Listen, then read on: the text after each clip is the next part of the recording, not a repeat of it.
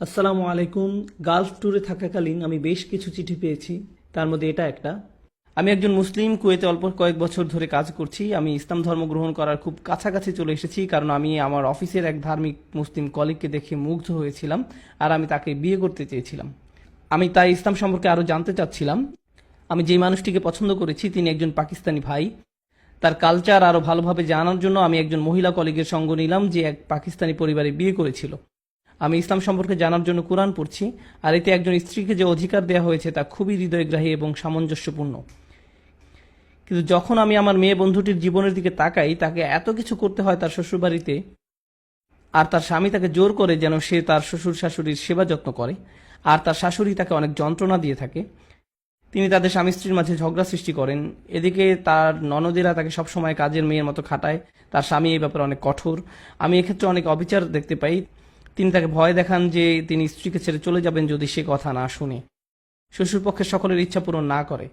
এটাই যদি ইসলামের আসল রূপ হয়, আমি মুসলিম হওয়ার ব্যাপারে দ্বিধান্বিত। এ ব্যাপারে আপনার উপদেশ কি? আমি আসলে প্রথমবারের মতো এমন প্রশ্নের সম্মুখীন হইনি। আমাকে বেশ কিছু মানুষ জিজ্ঞেস করে একজন নারীর অধিকার সম্পর্কে, বিশেষ করে তার শ্বশুরপক্ষের কাছে তার কি অধিকার আছে সে সম্পর্কে। এটা বেশ জটিল একটা বিষয়, তবে আমি কিছু মূল ধারণা সকলের কাছে উপস্থাপন করতে চাই। যে বোনটি প্রশ্নটি করেছেন, প্রথমত সেই প্রশ্নের জন্য তাকে ধন্যবাদ। আর এই প্রশ্ন শুধু আপনার নয়, আমার মনে হয় আরও অগণিত মানুষ এ থেকে উপকৃত হতে পারবেন ইনশাআল্লাহ। প্রথমত, ইসলামে যে কোনো সম্পর্ক কিছু অধিকার ও কর্তব্যের ভিত্তিতে স্থাপিত। একজন পুরুষ হিসাবে আমার স্ত্রীর প্রতি আমার কিছু কর্তব্য রয়েছে, ঠিক যেমন আমার প্রতি তার কিছু দায়িত্ব রয়েছে। আর আমার বাবা মায়ের প্রতি আমার কিছু দায়িত্ব রয়েছে, ঠিক যেমন আমার প্রতি তাদেরও দায়িত্ব আছে। তাদের কাছে আমার কিছু অধিকার আছে। এখন এক্ষেত্রে মূলনীতি হলো, আপনি যে কোনো একটি সম্পর্কের অধিকার আদায় করতে গিয়ে অন্য আরেকটি সম্পর্কের অধিকার ক্ষুণ্ণ করতে পারবেন না। প্রশ্ন হলো, আপনি কিভাবে সব অধিকারের সমন্বয় ঘটাবেন? বিশেষ করে আমরা এখন কথা বলছি একজন স্বামী স্ত্রী ও তার শ্বশুর পক্ষের ব্যাপারে। একজন ছেলে সন্তান হিসাবে আমাকে আমার বাবা মায়ের প্রতি অনুগত হতে হবে, তাদের সম্মান দেখাতে হবে, দয়া দেখাতে হবে। তারা আমার কাছে যাই চায় তা পূরণ করতে হবে, যদি না তারা আমাকে ইসলামের বাইরে কিছু করতে আদেশ দেয় কিংবা আল্লাহকে অমান্য করতে আদেশ দেয়।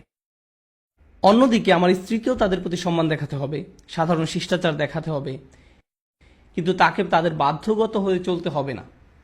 আর স্বামী হিসাবে আমি যদি আমার বাবা মায়ের সেবা তার কাছে দাবি করি, তাহলে আমি তার প্রতি অবিচার করছি। স্ত্রীকে তার নিজের বাবা মায়ের প্রতি কর্তব্যশীল হতে হয়। তার তো নিজের অভিভাবক রয়েছে, এরা তার নিজের অভিভাবক নয়, আপনার অভিভাবক।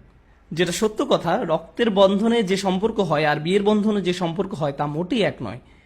তো স্বামী হিসাবে আপনার স্ত্রীর কাছে আপনার বাবা মায়ের সেবা আশা করা এক ধরনের অবিচার, আর ইসলাম তা সমর্থন করে না। এমন কোনো নীতিও দেয়া হয়নি এ ব্যাপারে। কিছু মানুষ জিজ্ঞেস করে, কিন্তু আপনাকে তো আপনার স্বামীর আনুগত্য করতে হবে, সে যাই বলুক না কেন। এটাও সম্পূর্ণ সত্যি নয়। আমরা কোনো মানুষেরই এতটা বাধ্যগত নই যে সে যাই করতে বলুক না কেন তা করতে হবে।